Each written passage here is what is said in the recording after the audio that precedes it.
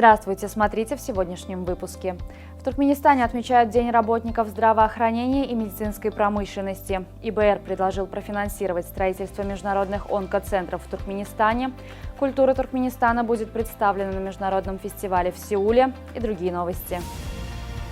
Президент Сердар Бердымухамедов направил поздравительное послание в адрес работников сферы здравоохранения и медицинской промышленности по случаю празднования 10 октября их профессионального праздника.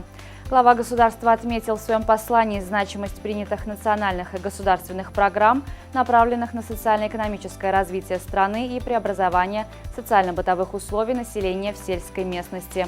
В их рамках расширяется медицинская инфраструктура, по всей стране возводятся современные больницы, дома здоровья, фармацевтические предприятия и научно-клинические центры. Сегодня в Ашхабаде в экспоцентре торгово-промышленной палаты торжественно открылась международная выставка «Здравоохранение, образование и спорт. В эру возрождения новой эпохи могущественного государства», в рамках которой будет проведена также научная конференция.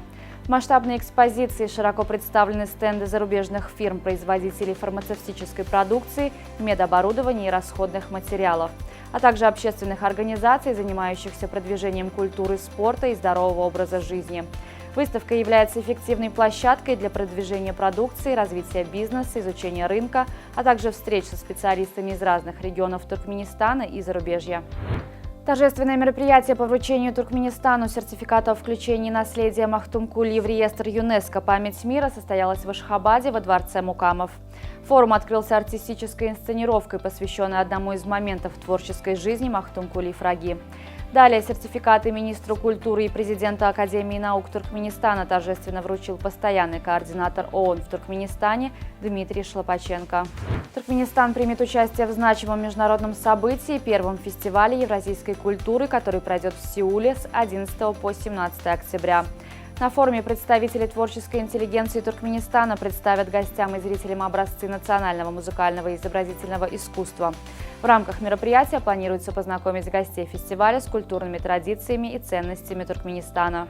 Исламский банк развития может профинансировать строительство онкологических центров международного уровня на территории Марийского, Балканского и Либабского вилаятов Туркменистана. Президент Туркменистана Сердар Бердымухамедов подписал постановление, разрешив Государственному комитету по строительству города Аркадак при президенте Туркменистана заключить контракты с местными строительными предприятиями на проектирование и строительство в городе Аркадак объектов и сооружений с благоустройством прилегающих территорий. Постановлением предписано начать строительные работы в октябре 2023 года и сдать объекты и сооружения с полной готовностью к эксплуатации в сентябре 2026 года. Президент Сердар Бердымухамедов принял заместителя председателя правительства Российской Федерации, сопредседателя межправительственной туркмено-российской комиссии по экономическому сотрудничеству с российской стороны Алексея Верчука. В ходе встречи стороны обсудили приоритетные вопросы двустороннего сотрудничества, основанного на принципах стратегического партнерства. Как отмечалось, последовательно укрепляется межгосударственный политический диалог. Активный характер присущ взаимодействию по линии парламентов. Налажены плодотворные связи между Туркменистаном и регионами и субъектами Российской Федерации. Самым возрастным жителем города Аркадак является 89-летний Шамурат Назаров. Он родился 22 августа 1934 года в окрестностях этого уникального умного города. Сейчас Шамурат является отцом 10 детей, 4 сыновей и 6 дочерей, а также дедом для 43 внуков и 74 правнуков. Сегодня 89-летний старейшина живет в Аркадаге и очень доволен качеством жизни в этом городе. Он отметил высокий уровень предоставляемых услуг, в том числе транспортной и жилищной инфраструктуры. Здесь также поселились многие из его потомков, внуки и правнуки. Toyota в 2026 году начнет выпускать электромобили со встроенной механической коробкой передач. В электромобиле будет вмонтировано устройство, включающее рычаг переключения передач и педаль сцепления, а также приборы, имитирующие тахометр и холостой ход. Если при трогании с места скорость будет ниже холостого хода при выжимании сцепления, то инвертор автомобиля мгновенно установит крутящий момент электродвигателя на 0. Водителям таких электромобилей при обычном вождении будет предложено отключить режим механической коробки передач. Американский математик Брюс Ратнер из университета Радгерса обвинил Пифагора в плагиате. Основанием для такого заявления ученого послужила глиняная вавилонская табличка. хранящиеся в Ельском университете и датируемые 1800-1600 годами до нашей эры. На ней изображен пример использования теоремы Пифагора, который родился 1000 лет спустя после производства таблицы в 570-490 годах до нашей эры. Существуют конкретные доказательства, которые бесспорно указывают на то, что теорема Пифагора была открыта и доказана вавилонскими математиками за 1000 лет до рождения Пифагора, говорит американский ученый.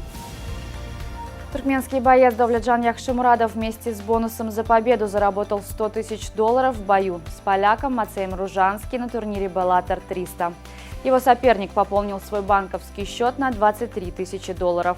Такие данные приводит атлетическая комиссия штата Калифорния. Напомним, что бой в полутяжелом весе продлился все 3 раунда и завершился победой представителя Туркменистана единогласным решением судей. Яхшимурадов заключил контракт с промоушеном Bellator в декабре 2020 года, став первым бойцом в этой организации из Туркменистана. На его счету 21 победа, 7 поражений и 1 ничья. Находящаяся на сборах в Дубае национальная сборная Туркменистана по футболу проведет 2 товарищеских матча против эмиратских клубов. 10 октября Туркменистан проведет товарищеский матч против представителя первого дивизиона ОАЭ Дубай Юнайтед, а 15 октября подопечные Мергена Оразова сыграют с действующим чемпионом ОАЭ Шабаб Аль-Ахли. На сегодня это все. Желаю вам хорошего завершения дня. Увидимся завтра. И не забывайте, что Туркменпортал ваш самый надежный источник новостей.